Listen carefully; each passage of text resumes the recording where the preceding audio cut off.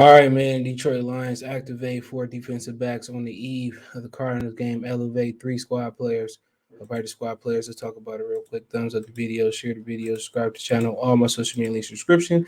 Twitter's the fastest way than Facebook than Instagram. So they get some defensive back help with the car versus the Cardinals tomorrow. I believe it's a 1 p.m. Eastern Standard game because they're in the D. It says Detroit Lions have the worst record in the league. The Cardinals have the best record in the league. It looks like a mismatch of epic proportions on paper. It only gets worse when you consider Detroit's inactive list is longer than the Russian novel. Okay. But now that list is a little shorter. Hold on. All right. Make sure I can see it. Detroit announced Saturday that it's activating defensive backs.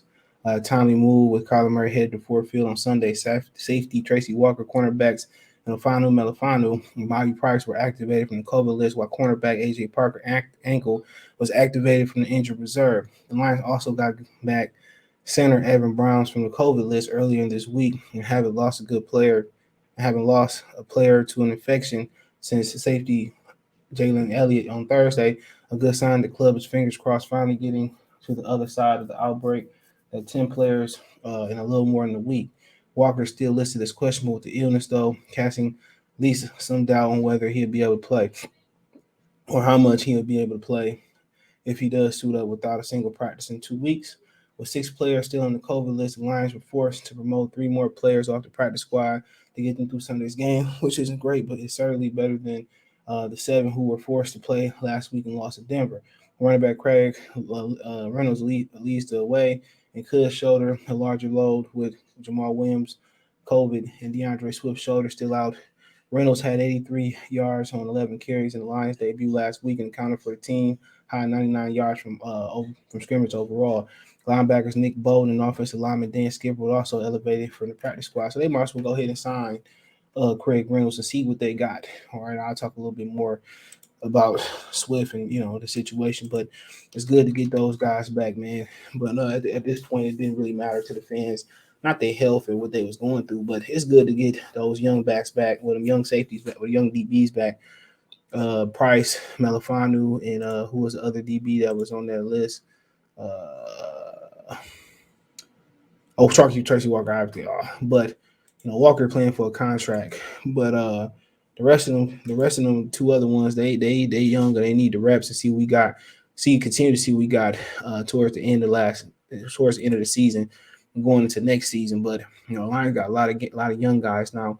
I talked about the Pistons earlier. We thought a lot of those young guys were going. Make the jump.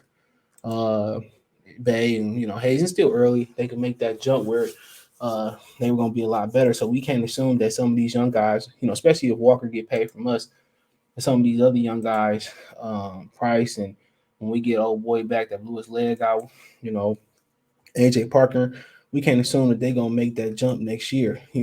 They actually got to make the jump, and if they able to make that jump next year, it's gonna be very scary, especially if they add the right pieces in the offseason or free agency in the draft. But it's good to see Melifanu and Price get those interseason reps. I remember when Amani Oruwariye, he got injured.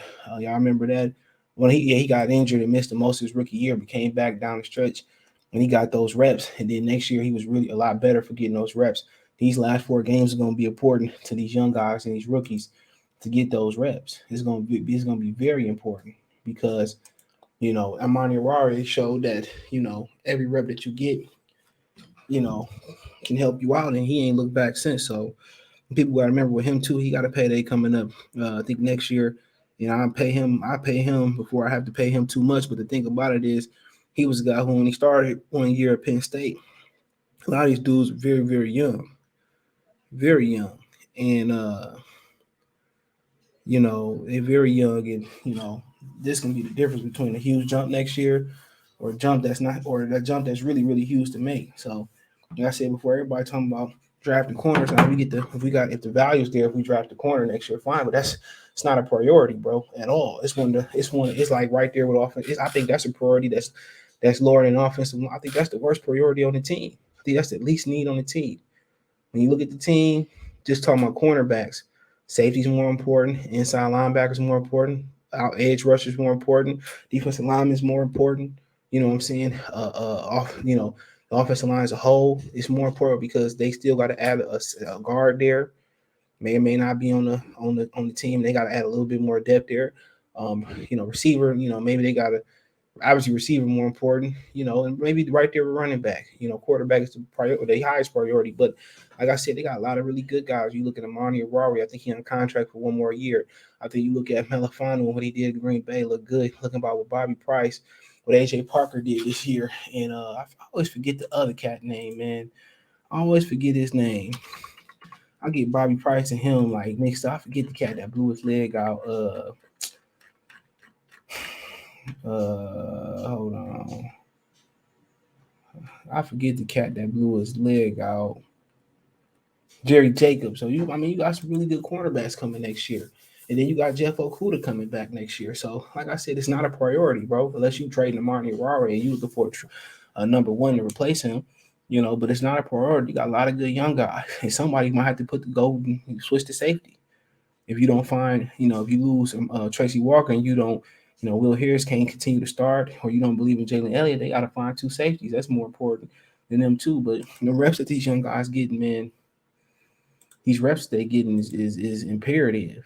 Okay, it's very imperative that they get these last reps, and next year they should be better for it, as long as their head don't get too big and they don't suffer too many injuries or knick-knack injuries on the offseason. This can be it for them. This could be a big season next year, and you need them to have a big season. While you feel the rest of the holes there, coming into the season, we didn't see this. We didn't see the DBs being the strength that they became. And they become a very, very viable strength here, and they're young. So it's gonna be interesting to see what they end up doing next season. Then we can go around and feel the rest of the team out. So, like I said before, it's gonna be interesting, man. But we'll get to it and we'll figure it out. But yeah, let me know what you girls and guys think. I really feel really good about the cornerbacks.